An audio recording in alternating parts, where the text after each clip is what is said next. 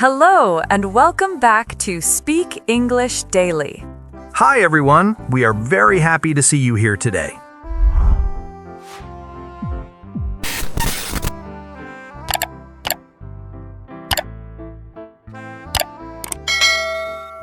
Hello, everyone. Welcome back to Speak English Daily. Today, we're talking about something fun that everyone has, strange habits. You'll learn useful English, practice the present continuous tense, and hear a natural conversation that you can use in daily life. Before we begin, don't forget to like this video, subscribe to the channel, and keep practicing English with us every day. I'm excited because this topic makes people smile. We all think our habits are normal, but sometimes other people think they're funny or a little strange. That's true. First, let's learn two important words. A habit is something you do again and again. It becomes part of your daily life. For example, brushing your teeth every morning is a habit. Drinking coffee after breakfast can also be a habit. And the word strange means unusual or a little different from what most people do. Something strange is not bad. It just makes people think, oh, that's interesting. That's a good explanation. Mike, do you have any strange habits? I think I do. I'm tapping the table with my fingers right now, and I'm humming little songs without thinking about it. Sometimes people ask me, why are you doing that? And I don't even have an answer. You are humming already. I can hear it. And you're tapping the table again. See, I didn't even notice. I guess I'm doing it automatically. I have a strange habit, too. I'm always checking whether the front door is locked before I leave home. Sometimes I check it once, then I walk away, and then I'm coming back to check it again. Really? Are you checking it because you're worried? Sometimes, yes. I know I locked it, but my mind says, check one more time. My family laughs because they see me walking back to the door again. I think many people have habits like that. Some people are checking their bags many times before leaving the house. Others are looking for their keys even when the keys are already in their hands. That's a funny example. Now let's learn some English while we're talking. Listen carefully to these sentences. I say, I'm checking the door. Mike says, I'm tapping the table. We also say, you're humming a song. Did you hear the pattern? We use am, is, or are, and then we add the verb with ing. So we say, I am tapping, you are humming, she is checking. In everyday English, we often use the short forms, I'm tapping, you're humming, and she's checking. We use this tense when something is happening now or around this time. Right now, Mike is tapping the table. Right now, I'm talking with Mike. Right now, you're listening to our conversation and hopefully learning something new. Let's make a few more examples. I'm speaking English. Anna is smiling. We're having a conversation. Our viewers are listening carefully. Very good. Notice how natural these sentences sound. You don't need difficult grammar words. Just remember am, is, or are, plus a verb ending in ing. The more you hear these sentences, the easier they become. Soon, you'll start using them without thinking too much. Mike, I'm noticing something again. What are you noticing? You're moving your leg under the table. Am I? I didn't notice. Yes, you're moving it very quickly. You're right. I think I do that when I'm excited or when I'm thinking about something. I don't even realize I'm doing it. That's another strange habit. And now you're playing with your pen too. Oh no, you're catching everything today. I am. You're turning the pen around in your fingers, you're clicking it, you're putting it on the table, and then you're picking it up again. I guess my hands like staying busy. Do you do that when you're working? Yes, when I'm working at my computer, I'm usually playing with a pen or tapping my desk. If I'm studying something new, I'm doing the same thing. It helps me concentrate. Many people have little habits like that. They don't notice them because they're repeating the same actions every day. Wait a minute, you're looking at me very carefully. Because I'm observing you, and now you're looking at your phone. I am. I heard a sound, so I looked at it without thinking. That's another habit many people have. They're checking their phones every few minutes. You're right. Sometimes people are talking with their friends, but they're still looking at their phones. Now it's my turn. Yes, because I'm noticing something too. Really? What am I doing? You're touching your hair while you're speaking. I am? Yes, every few seconds you're moving your hand to your hair. I didn't notice that at all. And you're smiling while you're explaining new words. I hope that's a good habit. It is. It makes people feel relaxed. A smile helps learners feel comfortable. Thank you. Anything else? Yes, a few moments ago you were looking out the window. That's true. I saw a bird outside. And now you're speaking very quietly. Am I speaking too quietly? Just a little. Quietly means making very little noise. Sometimes people speak quietly when they feel calm or when they don't want to disturb others. That's useful vocabulary. Here's another one. Sometimes people move their legs or play with their hands because they're nervous. Nervous means a little worried or uncomfortable. And the opposite feeling can be relaxed. When you're relaxed, your body feels calm, you're smiling, you're breathing slowly, and you're enjoying the moment. Many strange habits come from different feelings. Some people are nervous, some are excited, and some are simply repeating actions because they've done them for many years. Think about daily life. You're waiting for a bus and you're checking your watch every minute. You're watching TV and you're eating snacks without thinking. You're studying and you're moving your pencil around the desk. You're talking with a friend and you're looking at your phone. These are small actions, but they happen all the time. The nice thing is that these everyday moments help us practice English naturally. Listen to what people are doing around you and describe it. He's waiting. She's reading. They're talking. I'm learning. That's a simple way to become more confident with the present continuous. That's a great way to practice.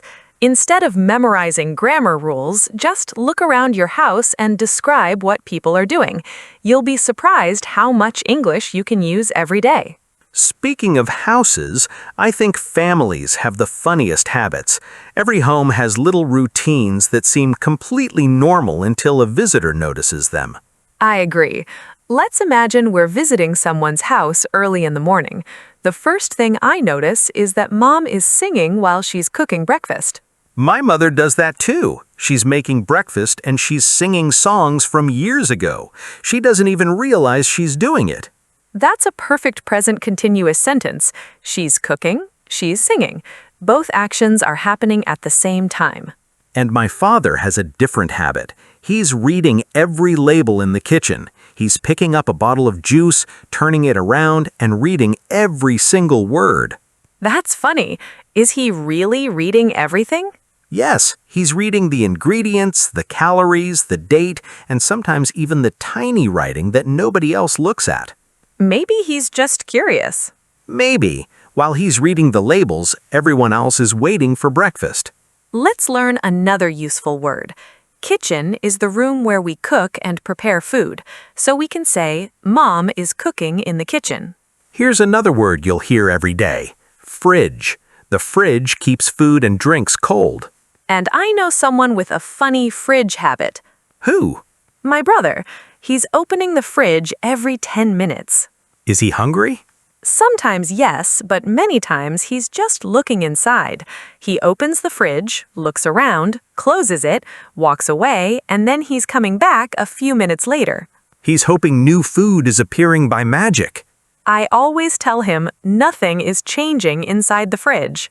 I think many people do that. They're opening the fridge even when they know nothing new is waiting for them.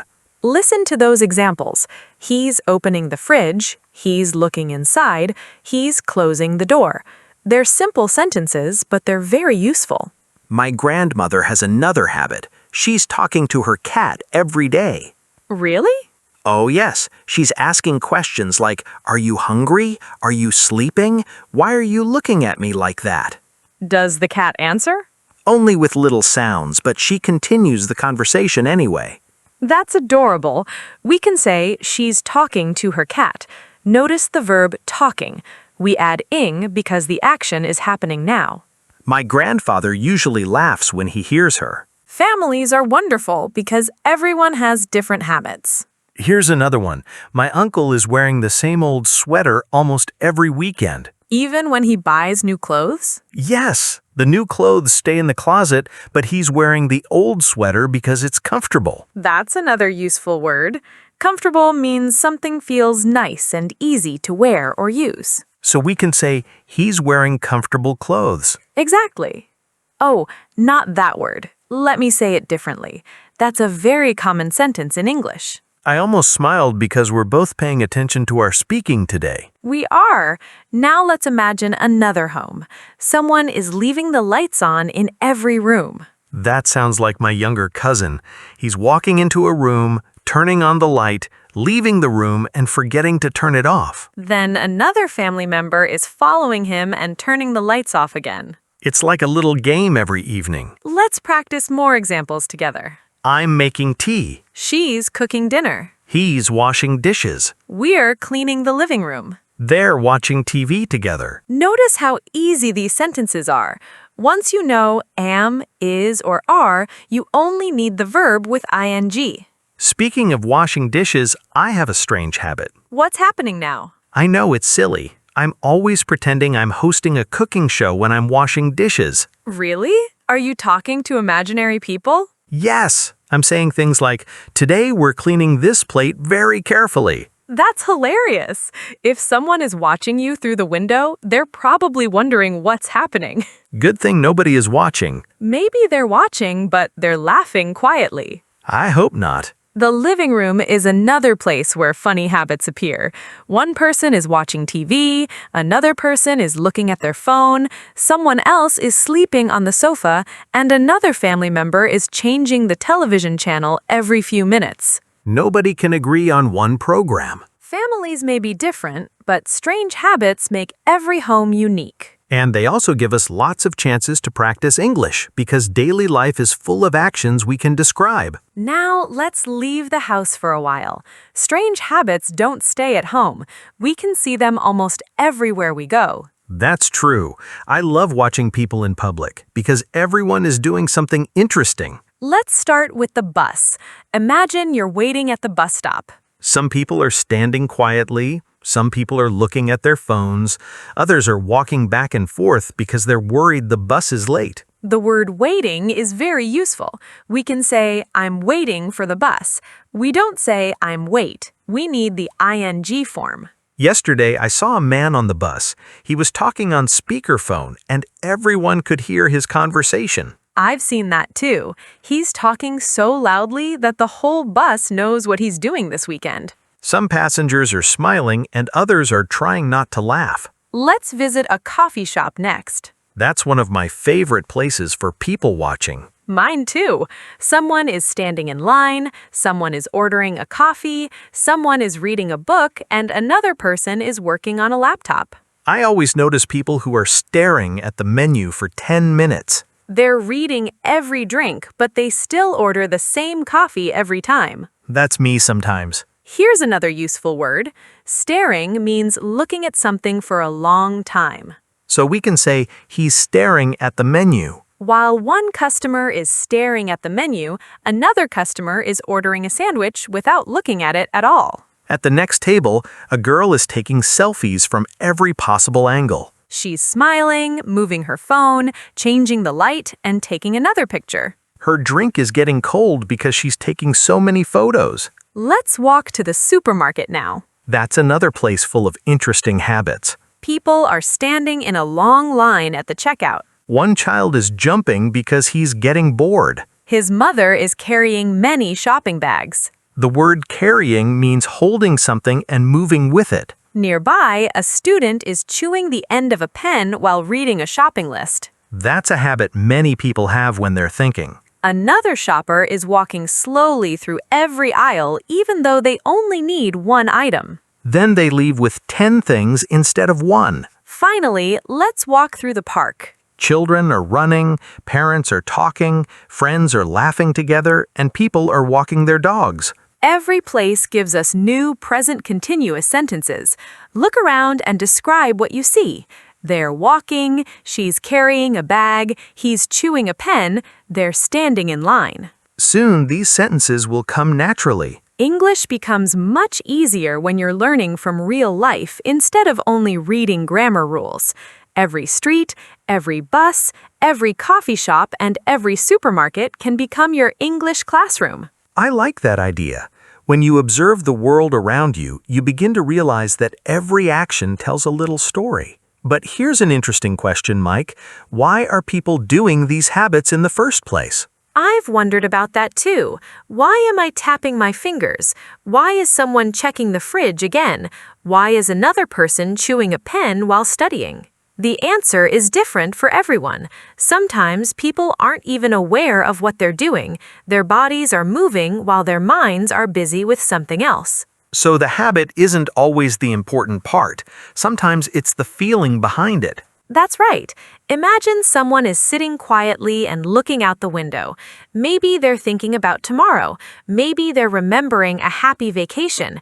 Maybe they're planning their weekend. So we can simply say, I'm thinking. Yes, it's short, natural, and very common. What if someone is biting their nails? They might be feeling nervous. Maybe they're waiting for an interview. Maybe they're taking an exam soon. Maybe they're waiting for important news. I remember waiting for my driving test years ago. I was moving my foot all the time without noticing. My friend looked at me and said, "You're shaking your leg." Were you nervous? Very nervous. I kept saying I was calm, but my body was telling a different story. That happens to many people. Sometimes our habits show our feelings before we say anything. Here's another example. My little nephew jumps around the house whenever we're visiting him. Is he feeling excited? Very excited. He's smiling, talking fast, and running from room to room. Everyone knows he's happy because of the way he's acting. That's another useful word, excited.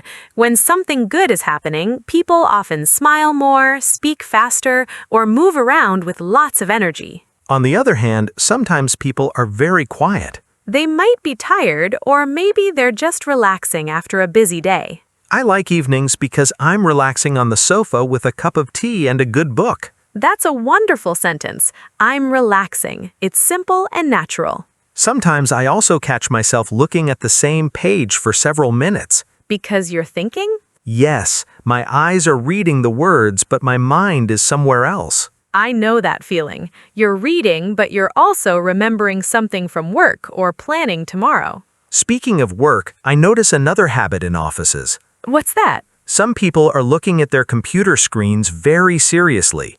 They're not talking because they're concentrating. That's an excellent word. Concentrating means giving all your attention to one thing. So we can say, he's concentrating on his work. Or she's concentrating on her homework. I also hear people say, please don't talk, I'm concentrating. Very good. Now let's look at another feeling. Sometimes people are worried. How is worried different from nervous? They're similar. A nervous person often feels uncomfortable before something happens. A worried person is thinking that something bad might happen or thinking about a problem. So if my sister is waiting for an important phone call, she's worrying about the result. Yes, and we can say she's worrying about her interview. Another useful sentence is, we're waiting. That's right.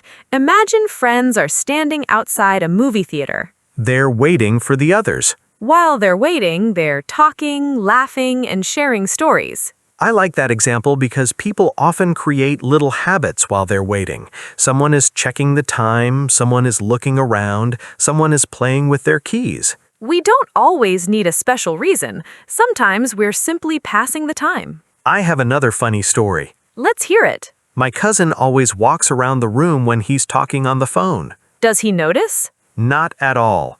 One day he started in the living room, walked into the kitchen, went back to the hallway, and finished the conversation in the garden. That's a long walk. When he finished, I asked, "Why are you walking so much?" What did he say? He looked surprised and said, "Am I walking?" That's the perfect example of a habit happening without us realizing it. And now I understand something important. Instead of laughing at people, we should remember that we all have habits. That's a kind way to think about it. Some habits help us relax, some show our feelings, and some simply become part of our daily lives. Now I have another question. Can we change a strange habit if we want to? Yes, we can. It usually takes time, but small steps make a big difference. That's good news, because I'd really like to stop tapping tables all the time. The first step is very simple. Notice the habit. So I need to catch myself while I'm doing it. That's right. If you're noticing the habit, you're already making progress. What comes next? Try replacing the habit with something better. For example, if you're tapping the table because you're nervous, you could take a slow breath instead. That sounds much quieter. It certainly is. What if someone is checking their phone every few minutes? They could put the phone in a bag while they're talking with friends. Little changes often become big improvements. I like that idea because we're replacing one action with another. The same idea works for learning English. Really? Of course. Build a good habit. Spend a little time with English every day. You don't need 5 hours. Even 15 or 20 minutes can help. So instead of saying, I'll study someday, I should create a daily routine. Yes, daily practice is much more powerful than studying once a week. Let's review today's grammar with some easy sentences. I'm learning English. You're improving every day. We're practicing together. They're speaking English with confidence. He's becoming more confident because he's practicing every day. She's making progress because she's using English in real situations. Listen to how natural those sentences sound. They all use the present continuous because we're talking about actions happening now or around this time. We also learned many useful words today. Habit, Notice, practice, improve, change, comfortable, nervous, confident, daily. progress. These aren't just vocabulary words. They're words you'll hear in everyday conversations, so keep using them whenever you can. And remember, you don't have to speak perfect English from the beginning. Everyone makes mistakes. Every learner forgets a word sometimes or says something the wrong way. That's a normal part of learning. The important thing is to keep speaking, keep listening, and keep practicing. Every conversation is helping you become a stronger English speaker. Every new word is giving you more confidence. Every day you're building better habits, and one day you'll notice that speaking English feels much easier than it did before. We hope today's conversation helped you learn new vocabulary, understand the present continuous more naturally, and smile as you thought about the funny habits people have. Keep observing the world around you, keep describing what people are doing, and most importantly, keep enjoying your English journey. We can't wait to practice with you again in our next conversation.